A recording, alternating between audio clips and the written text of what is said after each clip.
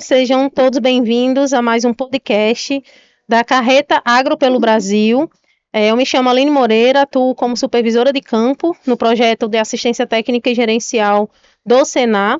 E a gente vai trabalhar agora aqui, durante esse podcast, um tema que é de extrema relevância para o Estado, que vem crescendo a produção nas diferentes atividades, que é a fruticultura. E sempre que se fala em fruticultura no Estado, está sempre relacionado ao Baixo e ao Sul.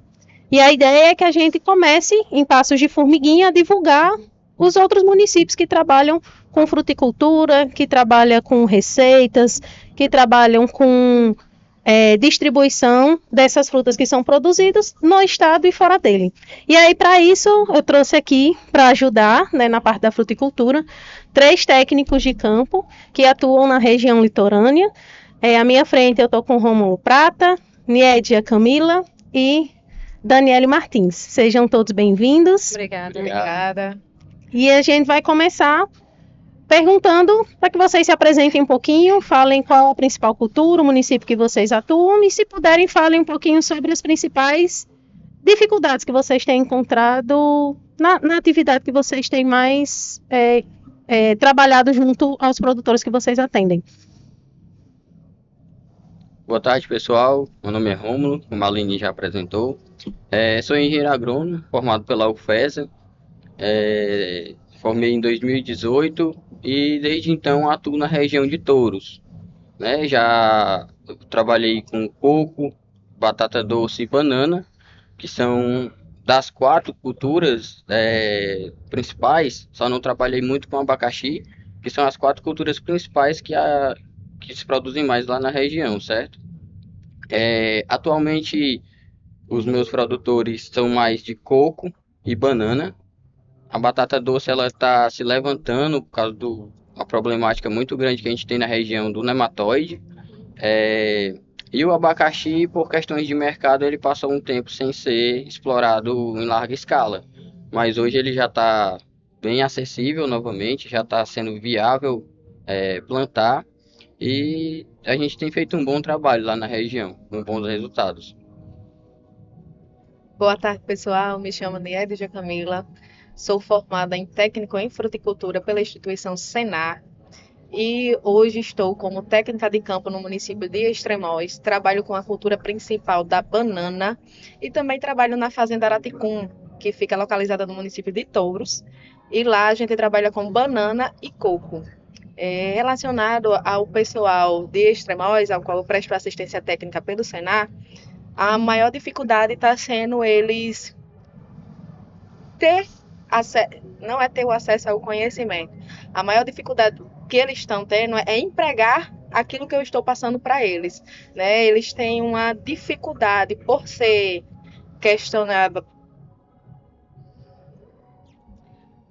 por ser pessoas que já vêm da antiguidade, tratando a cultura da mesma forma, sempre. Então, hoje eles têm a dificuldade de colocar aquilo que eu estou falando em prática. Colocam de uma forma meio desconfiado, mas depois que eles colocam e veem que dá certo, eles vêm e me agradecem por ter dado certo. Bem, boa tarde, gente. Como a Aline já falou, meu nome é Daniele, sou engenheira agrônoma formada pela UFESA. Atualmente estou fazendo assistência no programa Agrônomo Teste 3, em Ceará-Mirim. A Primórdios, Ceará-Mirim só conhecido como os verdes canaviais, mas existe sim uma fruticultura já de longa data, Antigamente era mais correlacionada à cana e o município carrega isso com eles da economia, ser muito voltada para a cana, E a gente pode verificar também um vasto histórico de fazendas, inúmeras fazendas que tem lá com relação centenárias as fazendas, Então, bem interessante. Mas Ceará-Mirim hoje em dia ele tem uma vasta produção de frutas que está aí desde acerola, maracujá, melancia, bastante. Tem, no caso, a banana, o coco e o caju como um dos principais na região. E para onde essas frutas que são produzidas, Rômulo, por exemplo, qual é o principal foco de comercialização dentro do município? Para onde que essas frutas que são produzidas, elas são destinadas? Bom, a gente tem o mercado da banana, que ele é um mercado mais interno, Então a gente tem essa distribuição para os comércios locais dos municípios, como também o comércio em Natal. Batata doce, 90% é Recife. Então, quando já trabalhei muito com batata doce, a cada 10 caminhões, 9 ia para Recife e um ficava aqui em Natal. Então, grande centro mesmo comercial, Recife. O coco, ele vai muito para São Paulo e agroindústrias no Ceará. Algumas já estão surgindo aqui no estado, mas com um volume muito baixo ainda de consumo. E o grande volume mesmo, o escoamento vai todo para o Ceará, as agroindústrias. O abacaxi, Fortaleza é um grande forte aqui próximo da gente. E para o Rio de Janeiro, São Paulo também vai bastante mercadoria para lá. E no seu caso, Niedia, lá, o que é produzido e para onde vai? Lá a banana, ela é comercializada mais em feiras livres, né? Na própria região, na Grande Natal. Não tem esse comércio ainda para levar para fora do estado. É realmente localizado. Já em Ceramirim, a gente consegue visualizar essa fruticultura tanto no mercado local, feiras livres, como também devido à proximidade com o Natal. Então, vem muito escoado para Natal. E já está vindo agora também indo para o Recife. No caso do nosso coco, ele está indo bastante para Recife. A banana, o caju, está ficando mais pela região mesmo. E no caso, assim, Dani, você que eu fazendo a visita, né, com alguns produtores, eu pude ver que a maioria dos que eu visitei produz caju. Sim. E aí, o que a gente observa na cajucultura é que a maioria deles trabalham com um modelo extrativista de produção, né? E eu queria saber do seu trabalho, né? O que é que você, durante esse acompanhamento que você tem feito, o que é que você viu evoluir dentro desses produtores, assim, no que você tem de percepção de evolução, saindo de um modelo extrativista, talvez para um modelo mais empresarial? Existe isso dentro da sua logística? Sim, assim, na verdade, vamos dizer assim, que o meu principal desafio na assistência, a primeira coisa, é ele verificar a propriedade dele como, de fato, uma empresa, né? Que eles costumam verificar, não, como a Aniede até falou, o que eu aprendi com meu pai, vai fazendo, deu certo, por que não vai dar agora, né? Mas, mostrando para eles o nível de tecnologia que vai aumentando, a gente aos poucos vai tentando colocar para ele as tecnologias que vai surgindo. Entretanto, a dificuldade que eu tive no início foi justamente essa, deles verificarem a propriedade como uma empresa. A partir dali, coletar os dados e verificar, assim, tentar, né? Sempre tomando atitudes de forma mais pela razão e não pela emoção, porque muitas vezes ele tem um apego emocional sobre o pomar que vem de família, de geração, que meu pai me ensinou e assim vai. Então, a primeiro momento, acredito que foi esse a minha dificuldade. Logo em seguida, realmente, como você falou, eles estavam acostumados com o extrativismo, não só em Ceramirim. João Câmara também é assim, eles estão Vários municípios. Vários municípios eles são ligados ao extrativismo e não só com o caju, tem muitos que fazem isso com a banana também, né? Mas aí, aos poucos, a gente vai colocando uma tecnologia, mostrando para ele que deu certo, uma poda que deu certo, uma pulverização, e aí eles vão começando a, vamos dizer assim, a aceitar. Hoje em dia eu já consigo ver em Ceramirim uma preocupação com a análise do solo. Vamos fazer uma análise do solo? Então, ele já tem vamos fazer uma análise do solo, vamos fazer uma correção, se necessário, fazer uma adubação equilibrada. Eles esbarram muitas vezes em alguns problemas, como, hoje em dia, para comprar um calcário, nós temos uma dificuldade para eles. Pequenos produtores, não é nem o preço do calcário, e sim o frete que esse calcário vai ter. Então, em Ceramirim, nós fizemos uma parceria com a secretaria e conseguimos realizar a compra desse calcário em grande escala para esses produtores. Mas ainda tem alguns gargalos com relação ao adubo na região, a um produto que a gente passa, mas devagarzinho a gente vai conseguindo driblar isso aí. E você, Niedia, né, como produtora, né, eu tive lá na sua propriedade também, né, ela atendida, o pai dela e o esposo é atendido por outro técnico que trabalha conosco, e eu pude ver a área de banana, né, que anualmente, a depender das chuvas, sempre sofre com encharcamento, né, e aí lá se vai todo o trabalho praticamente do ano sendo desperdiçado. E aí eu queria saber de ti, como produtora, qual a tua visão empreendedora em relação ao potencial da banana em áreas de Ipaú, como se chama, né, quando você está sujeito a condições climáticas que você não tem controle, né, como essa. Qual é a sua visão em relação a isso?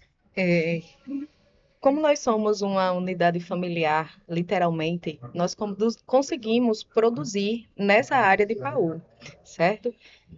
Existe o fator água. Extremóis é uma cidade de água em abundância. Somos abastecidos pelo Rio Ceará-Mirim, pela Lagoa de Extremóis, temos muitas vertentes. Lá 90% dos terrenos tem olheiro, né? A água, ela literalmente, eu não preciso cavar um poço. Ela brota da terra. Temos toda essa problemática quando temos invernos muito fortes, mas conseguimos driblar, né?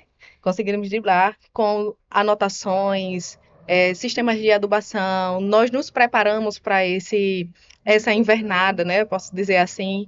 Vem todo um preparo antes, porque sabemos que nós levantamos o pomar, porém, quando vem as fortes chuvas, estamos sujeitos a perder. Então, a gente realmente é tudo na ponta do lápis. O gerencial tem que estar em dia, porque se não tiver em dia, não dá para trabalhar. Inclusive, você usou, eu não vou saber dizer o nome, você pode me dizer melhor, né? Utilizar a casca do coco, que seria um problema ambiental, né? Quando se vende o coco seco, por exemplo, e sobra aquela casca, é um problema ambiental, e você estava usando de alguma forma ali para o quê? Para fazer a drenagem do solo. Como o nosso solo ainda estava muito encharcado e eu já estava perdendo o tempo para o replantio, então eu utilizei da casca do coco, né, da bucha do coco, como chamamos aqui, para fazer a drenagem do solo. E ali, quando a gente coloca, ele também vai virar uma matéria orgânica, né? Então eu estou reaproveitando e melhorando as condições do meu solo, e a planta, ela sai uma planta perfeita, né? E isso é uma problemática não só de Extremóis, né? Em Ceará-Mirim tivemos também essa parte que produtores perderam completamente a área devido às grandes, fortes chuvas e acabou com o bananal também. E aí, quanto tempo leva, por exemplo, para recuperar um bananal? Assim, tem o problema da água começar a baixar, até mesmo, eu acho que, na verdade, essa pergunta seria mais até para o emocional, porque muitos deles não querem.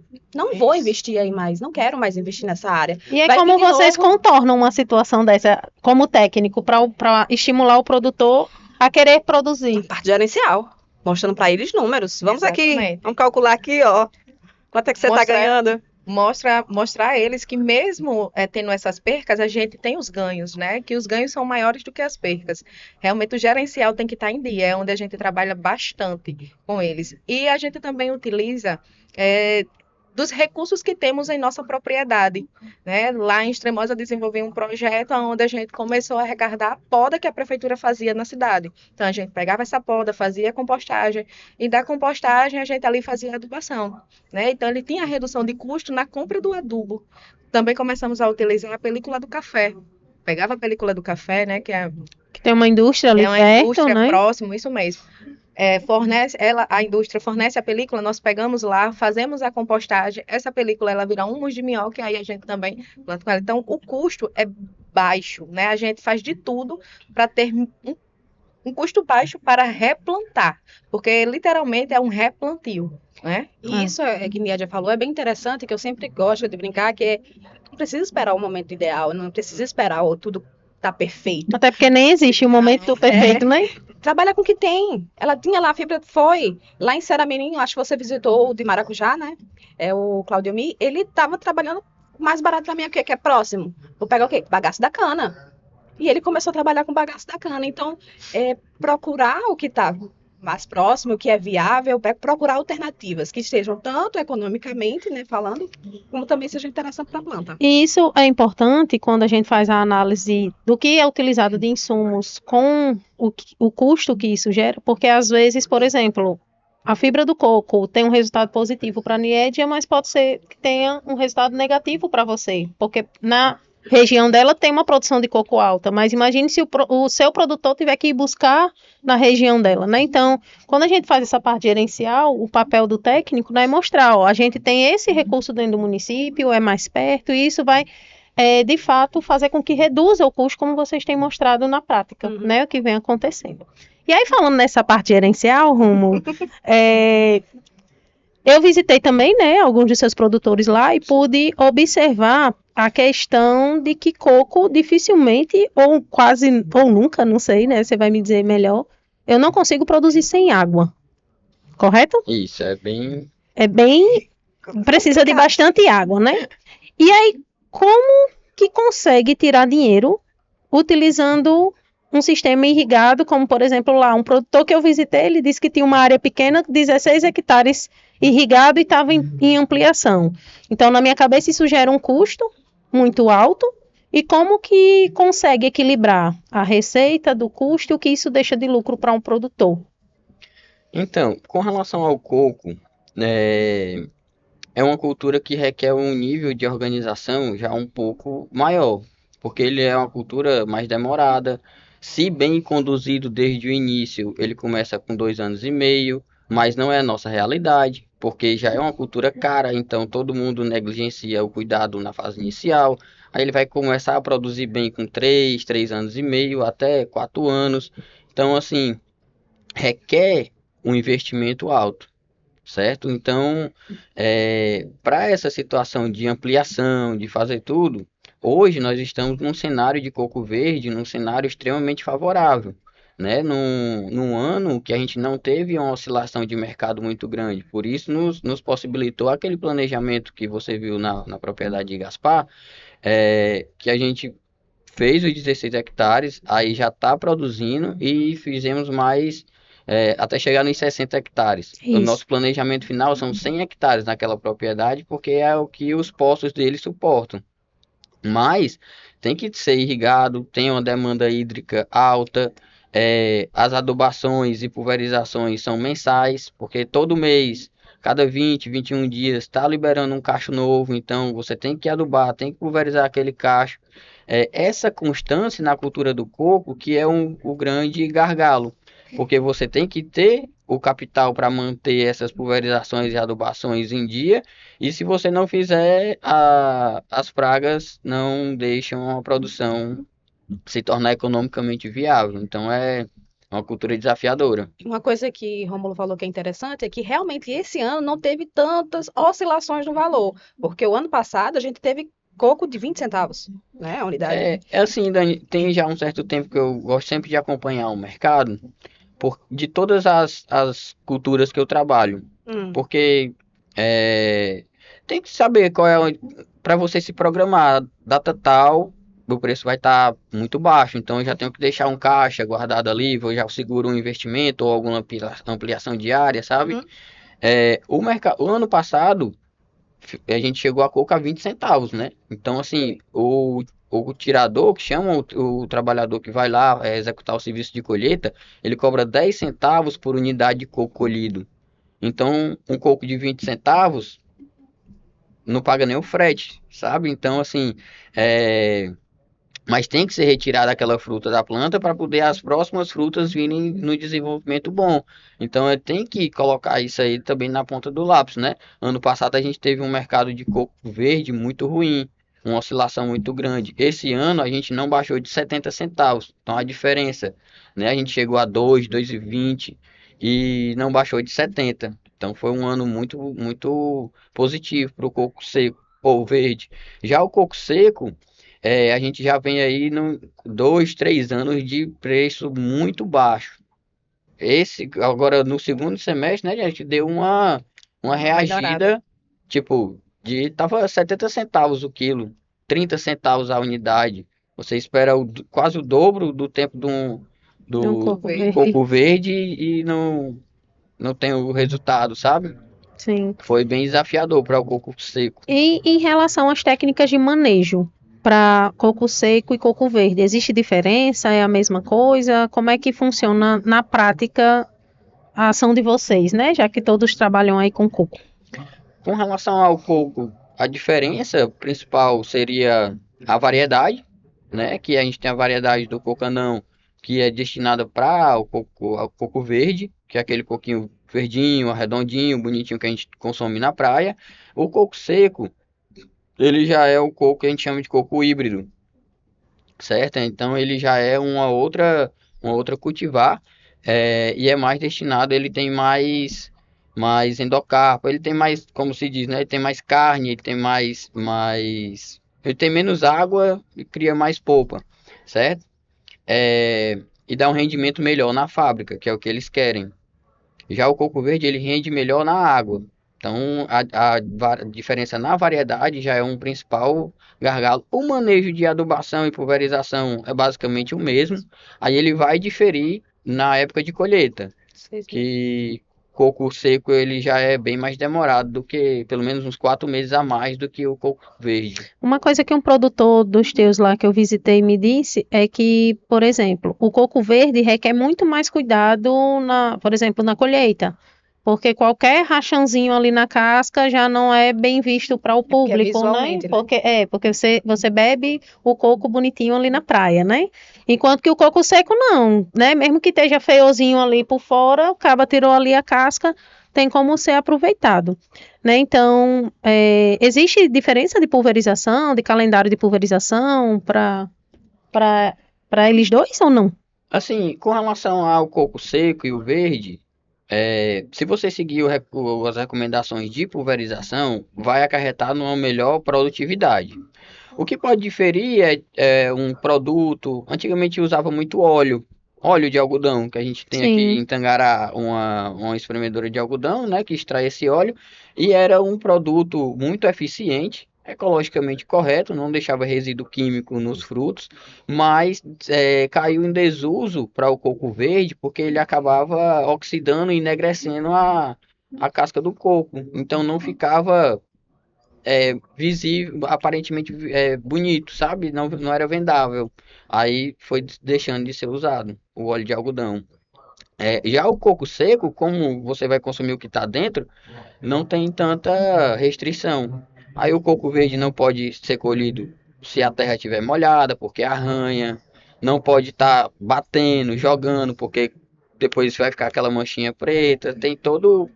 Essa semana eu vi um vídeo, o pessoal colhendo na Paraíba, diferente do que a gente colhe aqui. Eles cortam, botam nas costas e levam sem arranhar, sem colocar no chão, até o caminhão e botam no caminhão. Assim, um negócio bem delicado, sabe? Qualidade, A né? qualidade que você entrega o fruto. Bacana. E com a banana, Niédia? O que a gente tem de manejo, assim? Qual é a principal demanda que você pode citar que o produtor tem em relação ao manejo da banana, por exemplo? A banana ela é muito carente de tratos culturais, né? É necessário fazer todos os tratos culturais na banana.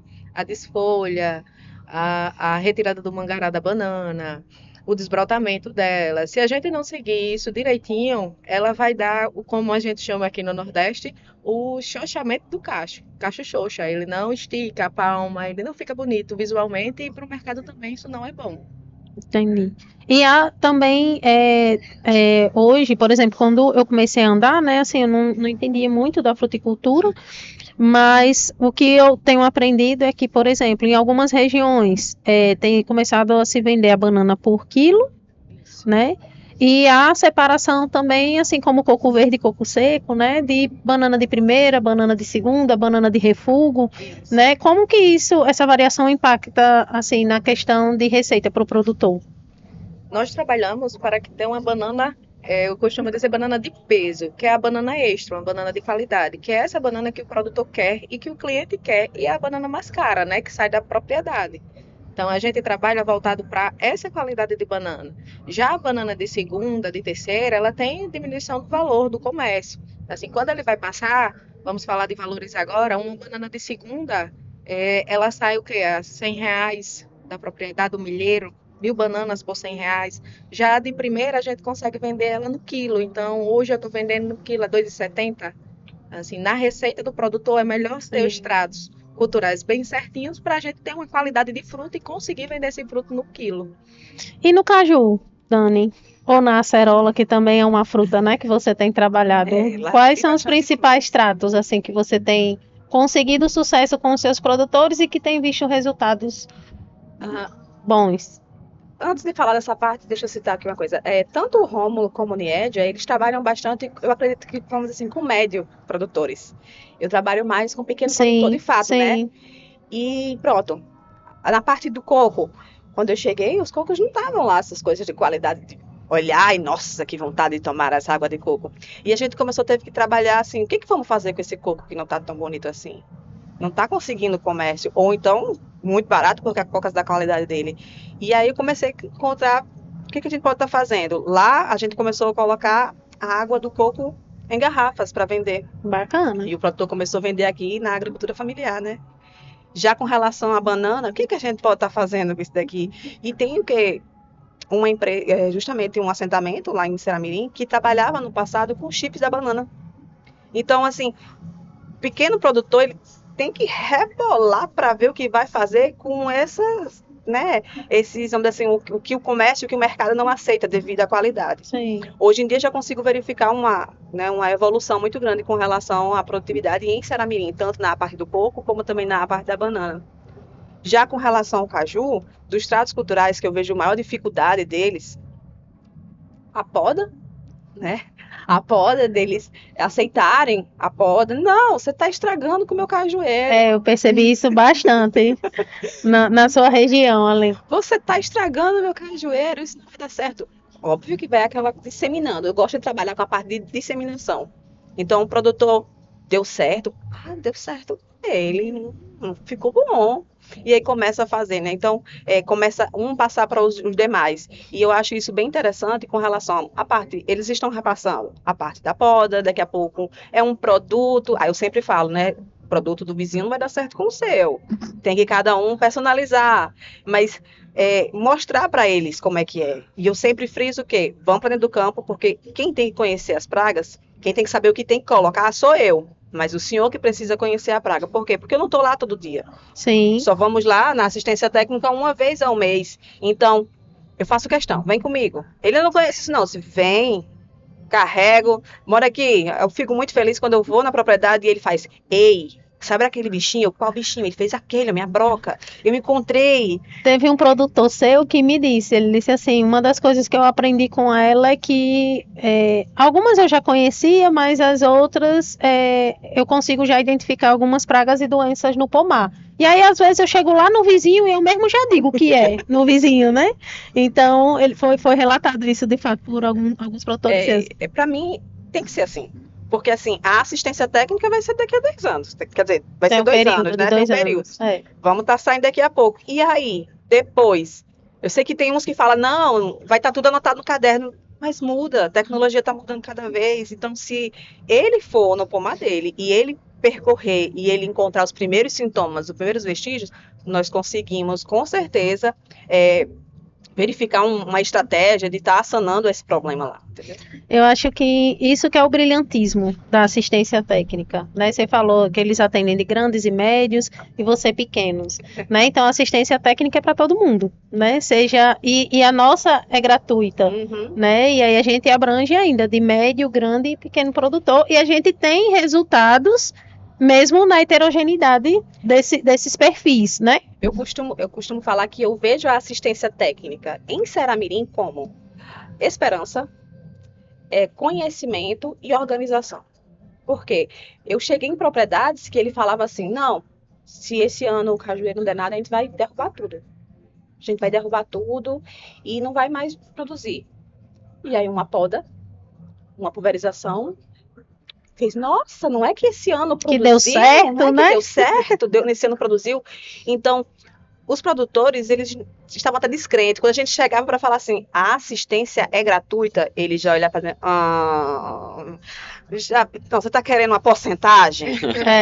Surgiu isso. A desconfiança, né, do surgiu produtor. Esse comentário, fez, não, ela está querendo uma porcentagem. Eu disse, não, minha gente, aqui a assistência é gratuita. Então, em Ceramirim eu consigo ver a necessidade da assistência técnica e consigo ver a esperança que deu para muitos produtores. Bacana. Pegando o gancho aqui de Daniele, ela falou uma coisa que é uma realidade, né, pra gente. Muitas vezes a gente dá um pequeno passo ali e já muda toda a estrutura do pomar. Eu passei um fungicida natural, que foi do NIM, da planta NIM. Sim. Ensinei ele a fazer e ele viu um resultado assim extraordinário. Ele fez, caramba, eu tenho a praga aqui, eu tenho um remédio na frente da minha casa e não sabia o que era. Assim, a gente vê o brilho nos olhos deles voltando, porque realmente estão desacreditados, né? E quando a gente fala do gratuito, né, realmente Isso. não é bem visto, porque também ele já tem passado por muitas coisas, né? Então, o trabalho da gente, né, em campo, é resgatar essa confiança do produtor, mostrar que realmente dá certo. E a gente enfrenta os desafios da parte técnica, mas quando a gente vai para a parte gerencial, parece que esses desafios dobram, né? E aí eu queria que vocês relatassem um pouquinho da experiência de vocês em relação a essa parte gerencial, associando um pouco, né, com a produção, né? O que vocês conseguiram de resultados, um caso de sucesso, alguma coisa nesse sentido.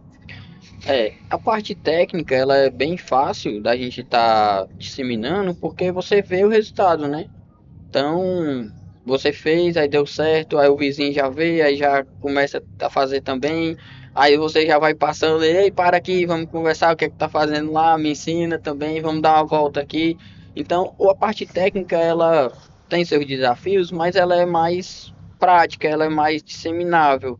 A parte gerencial, ela requer mais tempo para o produtor É porque não é hábito, né?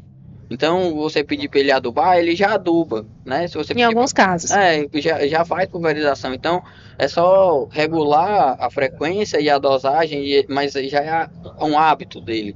A questão das anotações é que segue um desafio bem maior em todas as Mas você teve um propriedades. caso lá, né, daquele que eu visitei, que tinha empresas diferentes, que era tudo misturado, de uma empresa da cidade com a fruticultura, e aí ele desistiu da venda do gás. Não foi isso? Foi, assim, lógico que tem seus desafios, mas a gente faz esse trabalho como a gente está dizendo, né? A gente chega, pega na mão, vamos fazer, vamos trabalho de anotar. formiguinha. É. É um trabalho de Mas formiguinha. como foi a história desse produtor? Conta aí. Então, esse produtor, ele tem um mercantil, um mercadinho, tem uma distribuidora de água e tem a propriedade, né? E eram tudo misturado numa conta só, tipo, a mesma conta para as três empresas. Aí a gente sentei com ele e disse, olha, a gente não está sabendo o que é que está entrando e o que é que está saindo de cada empresa. Aí a gente ele já tinha as contas, na verdade, a gente só fez separar, ficou uma conta para cada empresa e a gente só identificou qual era a empresa que estava tomando o dinheiro das outras coisas, né? Porque a parte gerencial da propriedade a gente já fazia, já sabia que o fluxo estava positivo, o caixa estava positivo, ele não estava sabendo onde é que estava gastando. Aí a gente fez todo o levantamento nos primeiros meses e identificou que um setor, que era a distribuição, não era a água propriamente dita, era a distribuição de água, o frete estava tirando todo o dinheiro dele. Às vezes ter que entregar um garrafão d'água, não sei quantos quilômetros de distância, para ganhar R$ 1 no garrafão, Sim. gastava R$ 10 de gasolina. Então, a gente conseguiu fazer essa identificação, ele acabou fechando a distribuição, continuou com a água lá ainda, mas só para a pessoa ir buscar. O mercadinho tá com a conta dele lá e ele já toma conta só.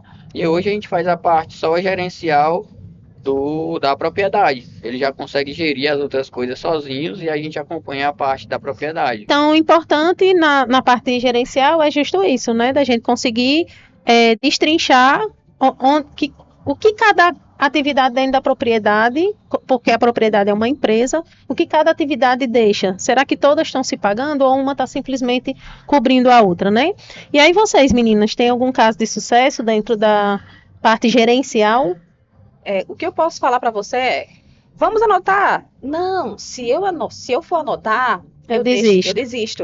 Eu Bem deixo, comum. Eu deixo, né? Do início é assim. Só que depois, quando eles começam a verificar as anotações, aí eu sempre gosto de fazer o cálculo da adubação, o cálculo da dosagem, porque eles gostam de fazer uma super dosagem. Isso. Aí eu venho lá, cada ml é 0,3 centavos, vamos verificar. Aí vai 13 centavos só. Não, mas 13 centavos com cada pulverização que você faz a cada 15 dias, multiplicando pela quantidade de pomar que você tem, que é 4 talhões. Então, quando chega nessa parte que ele começa a fazer, aí seria mais R$ 50 ou R$ 80 no final do mês que o senhor poderia estar colocando no bolso. Aí ele Então, a parte gerencial, para mim, é de suma importância. É a partir dali que ele vai, vou ou não vou? Sim. Né? E é como eu falo, tentar sempre colocar a parte mais da razão do que da emoção, muitas vezes. Sempre.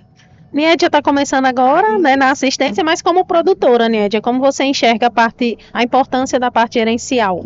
É extremamente importante, né, para a gente ter um norte, para onde devemos ir. Sem a parte gerencial, nenhuma empresa vai para frente. A gente realmente precisa saber aquilo que está saindo, aquilo que está entrando, onde estamos gastando mais, que é para poder fazer todo o controle. Show de bola. E aí, para a gente finalizar, né, porque se deixar a gente fala o dia todinho, mas para a gente finalizar, eu queria saber de vocês, dentro do quadro, né, do quadro de produtores que vocês atendem, da realidade que vocês têm, qual a expectativa, né, na fruticultura do nosso litoral para vocês, né, dentro das cadeias que vocês trabalham? Bom, na realidade de touros, eu tenho uma perspectiva bem promissora, bem positiva, porque todos os produtores estão pensando, não todos não, mas a maioria pensando em ampliar, aquisição de novas terras, fazendo abertura de novas áreas nas propriedades que são maiores, aquisição de implemento, de máquinas. Então, assim, a gente vê que é algo que está crescendo. Lá é uma região ainda pouco explorada, assistência técnica ainda Isso, a gente está desbravando ainda, né? Então, numa parte, eu acho que só atuando mesmo lá, do Senar só tem eu lá na região, né? Mais na parte do litoral, Isso. né? Na mais interiorana de Touros, que são realidades completamente diferentes. A gente tem outro colega lá também atuando, que é mais voltado para cajucultura, modelo extrativista ainda. Aí dentro dessa região do litoral onde eu atuo, é uma região muito rica, muito promissora, né? Tudo irrigado, tudo fruticultura irrigada e só tende a crescer. Show de bola. Em Extremóis, né, Extremóis é um canto muito promissor. Hoje eu estou com uma visão e levando essa visão para eles, que a gente tem que colocar Extremóis novamente na rota do agro. É isso aí. Nós somos ricos em bananicultura, nós somos ricos em água. Todo fundo de quintal, como diz aqui no Rio Grande do Norte, todo fundo de quintal tem banana. Nas primeiras visitas em Extremóis, quase que eu tenho um colapso, que a minha vida inteira eu trabalhei em região de sequeiro. Nunca vi tanta água brotando do chão na minha vida. Ricos. Água límpida. Então, Coisa mais linda de viver. somos ricos de verdade em água, nós temos água de inverno a verão. E hoje eu tenho essa missão de trazer Extremóis novamente para a rota do agro, porque antigamente, Extremóis era conhecido como a terra da banana, e isso se perdeu, né? Então, o Senar voltou, estamos voltando lá com o Senar. Nós estamos no segundo projeto, né? Atuando no explorando município. também o município, o pessoal está aderindo. Eu costumo dizer que para mim foi até um pouco mais fácil formar minha turma, porque o pessoal realmente aderiu, está abraçando o projeto, está vendo o projeto, a Tag Total, como esperança. É a esperança que ele está tendo ali, de ter uma assistência técnica na casa deles, onde eles vejam as técnicas de campo, onde eles tenham ali o gerencial, tudo bem certinho, e fazer crescer aquela atividade novamente, porque nós somos ricos em bananicultura e somos mais ricos ainda em água. E um diferencial que eu tive o prazer de ir em Extremóis, ministrar um curso lá, eles pegam para eles e fazem a diferença. Eles fazem a diferença. Foi numa turma do NCR, não foi isso? Isso. Eu fui ministrar curso lá, planejou, foi executado. Eu saí de lá, antes de sair, duas ideias de negócio já estavam prontas. Eu acompanhei uma do óleo de coco. Teve o do óleo de coco e teve também o beneficiamento da macaxeira, né? Balada vaca. Sim, de Léo. Então, tipo assim, não é conversa para boi dormir. Não. Eles pegam e vão mesmo. Então, você consegue visualizar em todos eles, né? Eu fiz minha segunda visita, né, nas propriedades. E na primeira visita foi para conhecer realmente a propriedade, ver se encaixava. Só que eles perguntam muito a questão de adubação. Sim. Aí eu falei para eles, tem análise de solo? Aqueles que tinham análise de solo, eu fiz a leitura e passei a adubação. Eles já compraram. Isso é maravilhoso, né? Eles estão pegando para fazer acontecer, né? E é isso que eu acho bonito, a garra deles, que eles têm de dizer assim, não, isso aqui não é uma brincadeira, isso aqui é um projeto sério, então eu vou agarrar a oportunidade e vou fazer acontecer. Desmistificando uma propriedade e transformando em empresa, né? Exatamente. Já em Ceramirim, o que eu consigo ver é, assim, acho que a fome do conhecimento. Sim. E a vontade de ir, Então, eu cheguei em localidades que era só extrativismo. Hoje em dia, eles já se faz programação. Dani, a poda, o calcário, o adubo, já estão participando mais de dia de campo, curso, né, na medida do possível, trocando ideias, né, que hoje em dia todo mundo troca ideia pelo WhatsApp, então eles fazem grupos de WhatsApp com outros estados, para ter, assim, noção do que estão utilizando e como é que está o comércio, né? E agora também estão cada vez mais tentando com novas tecnologias, pulverizações, né? Mudando o estilo de pulverização, tentando minimizar um dos principais problemas que eles têm, que é a mão de obra.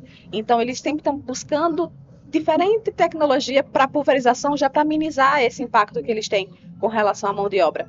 Então, Ceará-Mirim, eu vejo uma grande potencialidade, não só no caju, que é o que eu estou trabalhando maior, né? Eu tenho 21 produtores da cajucultura, mas a banana está se desenvolvendo, o coco está se desenvolvendo bastante. Então, só vejo crescimento com relação à produtividade lá. Então é isso, meninos, muito obrigada pela presença de vocês, né? Muito bom compartilhar esse momento. E muito obrigada a vocês também por estar acompanhando mais esse podcast. Vocês viram aí que a assistência técnica ela pode mudar realidades. A gente atende aí uma heterogeneidade de perfis de produtores, do médio, do grande e do pequeno. Não há limite para assistência técnica e procure, né, o Senar da sua região e lá a gente com certeza tem muito a oferecer. Né? Aqui a gente abordou um pouquinho sobre o tema da fruticultura, tentando nesse trabalho de formiguinha, né, restabelecer e mostrar, né, que existe frutas sendo produzidas de qualidade no litoral do nosso estado. Tá bom? Então, até a próxima e acompanhe aí os próximos episódios da Carreta do Agro pelo Brasil.